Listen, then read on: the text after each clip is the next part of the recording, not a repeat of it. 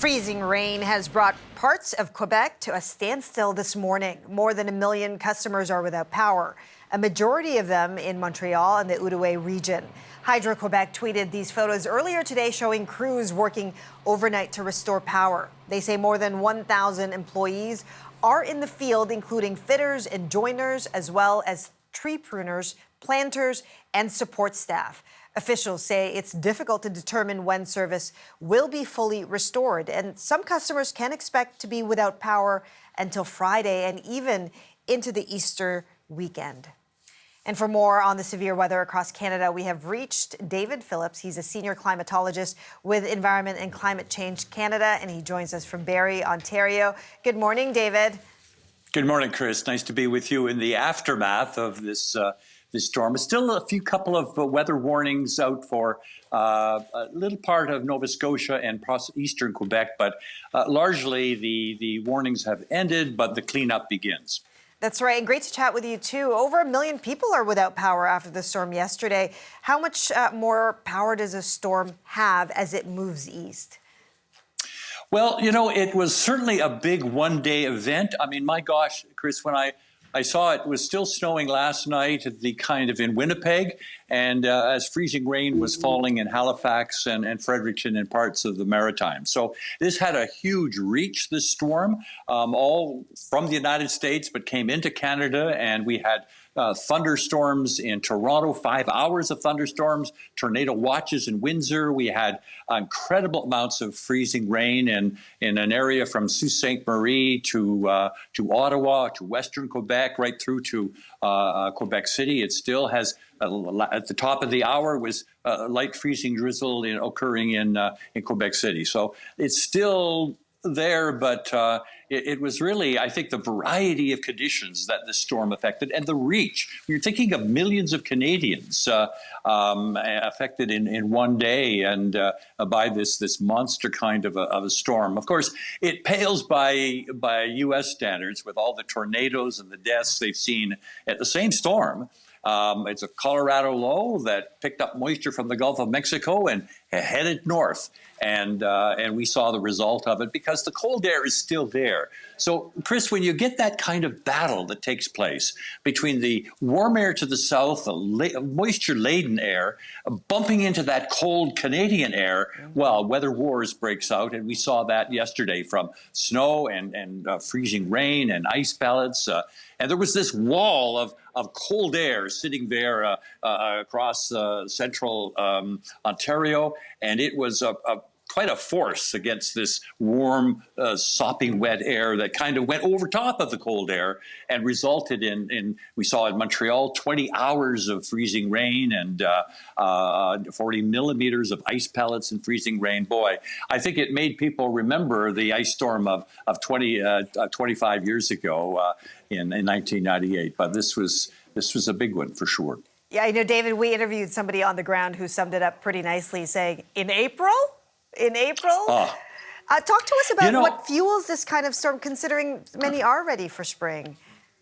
Yes, and in spite of we've had in eastern Canada kind of what I'd call a soft and easy kind of a winter, it's still for Canadians. They say, look at the calendar and say, all right, enough's enough. We've had a long winter. Maybe a bit was soft, but hey, we want to get the golf clubs out and start in the garden and everything like this. But, you know, Chris, April is the cruel month. I mean, it is that fight between the cold air that winter wants to hang on and summer wants to get a foothold. And, Chris, when you get wild weather is when warm air dukes it out with cold air. And that's what we see in April. I mean, it can have 3 days or 2 days of winter-like and then 4 days of summer-like and back and forth and up and down, that very fitful and fickle kind of a month of April. And so this wasn't unusual, really. I mean, it was a big storm, but by April standards, we get these kind of events. And but it just had so many components to it. Almost the lexicon of weather misery was what we saw yesterday from across the half of Canada.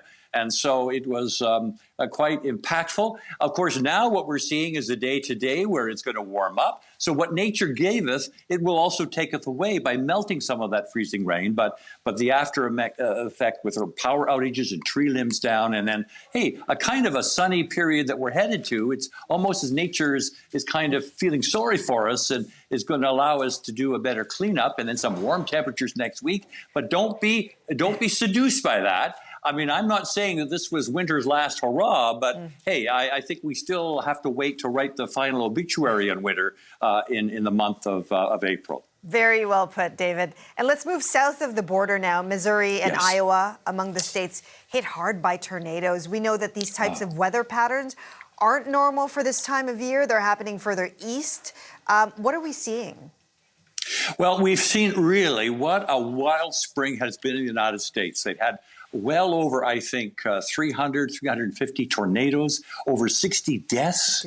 I mean, these are monster storms, and all sort of driven by systems like the atmospheric river form these Colorado lows or Texas lows, and they certainly get much more misery, of course, than we do. I mean, it's for us, it's hey, more than a curiosity, but it is freakish, but down there it is deadly, and we're seeing this. And this is, often in the spring you get these kind of events, Chris, because it's that recipe of cold air from Canada and the warm air from the Gulf of Mexico, and you get these wild weather wind systems that develop in the United States, twisters. You actually see the number of tornadoes falling off as we get into the summertime down there because it's just too hot. You need that kind of combination of the cold air and the warm air fighting it out, and you end up with this kind of wild weather. So, hey, I think we're pretty well, we were sort of fortunate that we didn't see any of this really wild weather. We had our share of it. I'm not diminishing it, but certainly you're right. In the United States, they've seen some really deadly killer weather from the kind of spring that has gone on maybe too long. Absolutely. And moving back to home turf now, David, Canadians, they don't like to accept that spring surprise that comes every year. And of course, we're always asking, when are we going to start seeing warm weather again?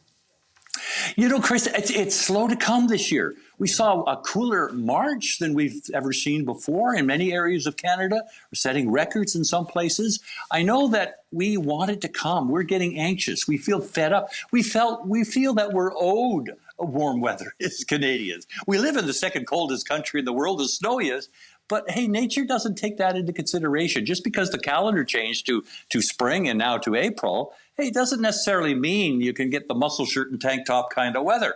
We're just going to have to wait for it. Spring is a transition season. It's that kind of the period between, slush and sweat. And we still have to wait for it to finish April. My sense is it's going to still be a coolish April in many parts of Canada. But May and June look up. And hey, the good news, Chris, is that our early forecast is that it's going to be a very warm summer. Well, David, you deliver a reality check with a lot of warmth. Thank you so much. Okay, Chris, bye-bye now. That was senior climatologist David Phillips joining us from Barrie, Ontario.